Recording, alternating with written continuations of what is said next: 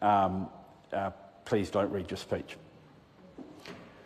Joanne Mr. Hayes. Speaker, thank you very much. And before I start my contribution, Mr. Speaker, I just want to congratulate Derek for having his bill pulled out of the ballot, the Youth Employment Training and Education Bill, Mr. Speaker.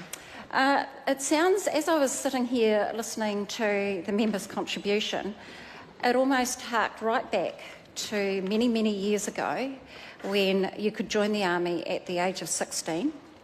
And you could, from there, start off on the basics and move your way through to a career if you wanted to.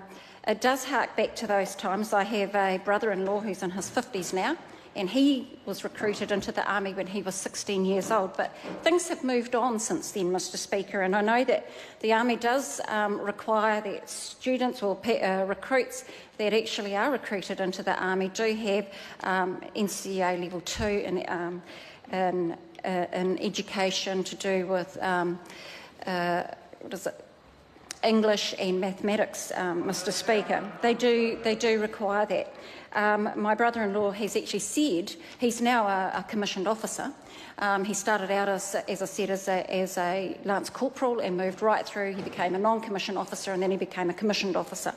And one of the things that he has said to me on numerous occasions is that he would like to make sure that young people that are coming into the armed forces do have basic education abilities and qualifications, Mr. Speaker. Now, when we start to look at this bill, we're looking at an age start of 15 years old when the legal age to leave school is 16 years old, Mr. Speaker.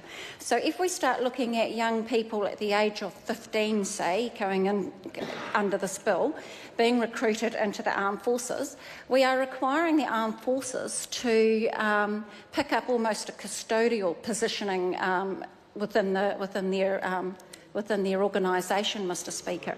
And that does require extra support for the young people that are going in. They will have many other issues besides the issue of actually getting into the armed forces and being woken up at 5 o'clock in the morning and being told that if they get into trouble that they are going to be sweeping that court with the toothbrush at wee hours of the morning, that they are going to actually go through all of those things. And not very many 15-year-olds who are failing in the system will actually accept that.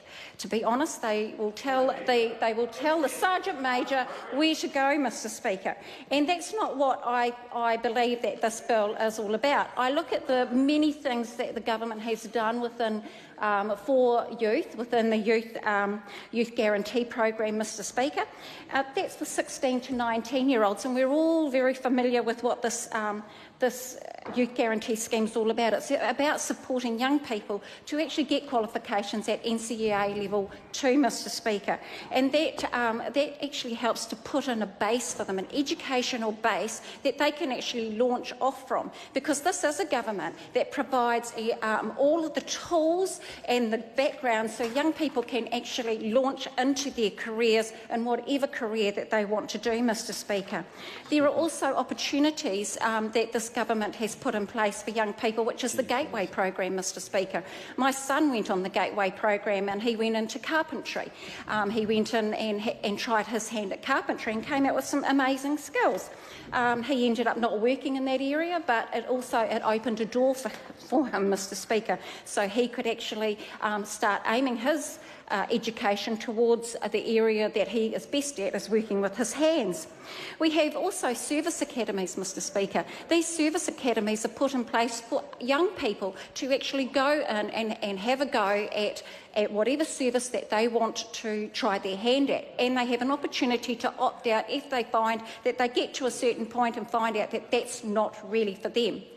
We have a number of other opportunities that have been offered for young people that start them out as little wee cadets, and they can move up and through, and it's usually through the Air Force Base, and they can start in the community, work their way through, Mr. Speaker, and that is a voluntary. It's called the Armed Corps, and it's voluntary for the young people. It helps parents to move their children towards those particular fields and acts as another pathway into one of the three armed forces area. Because this bill actually only deals with Army. It doesn't deal with Air Force or Navy.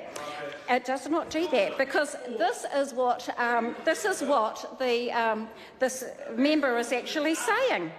Mr. Speaker, he talked about the Army.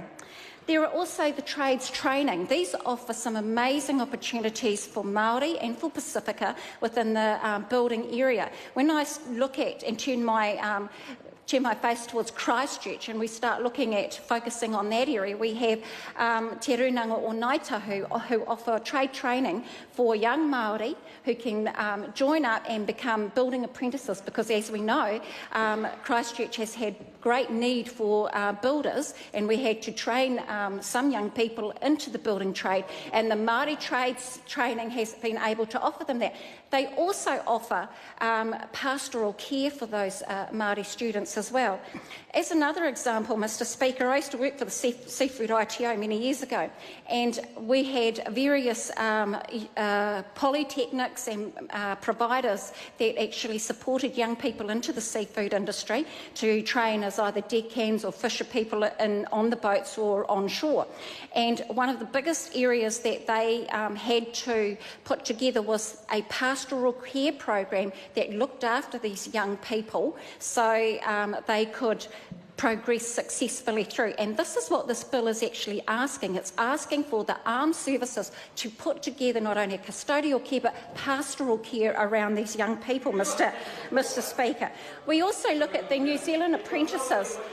We also have a big area where we reintroduce back in is New Zealand apprentices, because at one stage we trained a lot of people in academia and we got lots and lots of people with qualifications at university tertiary level, but we forgot about the trade training area, and so therefore this is where the New Zealand apprenticeship schemes came about, Mr. Speaker.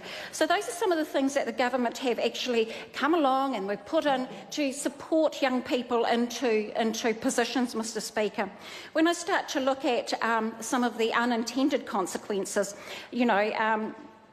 which is this thing about offering this program to 15-year-olds when we know that the compulsory school leaving age is 16. So what this bill is actually doing is encouraging young people to leave school at 15. It's okay, we'll look after you, we'll just throw you on this program, Mr. Speaker. It's not a very good message. And what about young people that want to enter the Army and have to go through and sit all the exams to get into the Army, and yet 15-year-olds can just trot on in there through this bill, Mr. Speaker? I've already talked about the New Zealand Defence Force having to have extra people around to support the young people and whatever pastoral care they need. But I guess really the areas of concern is some of the contractual implications with the MSD that MSD would have with the New Zealand Defence Force, also with, additional to the LSV program that we've got. The cost implications, I think the member said, is a fraction. The cost was a fraction.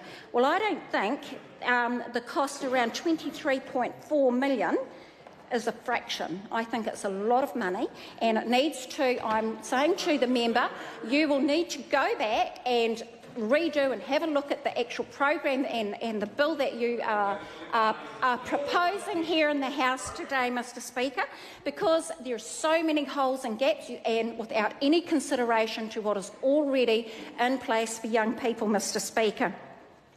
And so as I wind up my contribution today, Mr. Speaker, as I said to the member, I congratulated him on having this bill. I think there's more work to go on. There's a lot of pastoral care information that needs to go in. You are trying to take us right back to the 16-year-old recruit back in the day when my brother-in-law was recruited into the Army, and he had a long history with the Army. And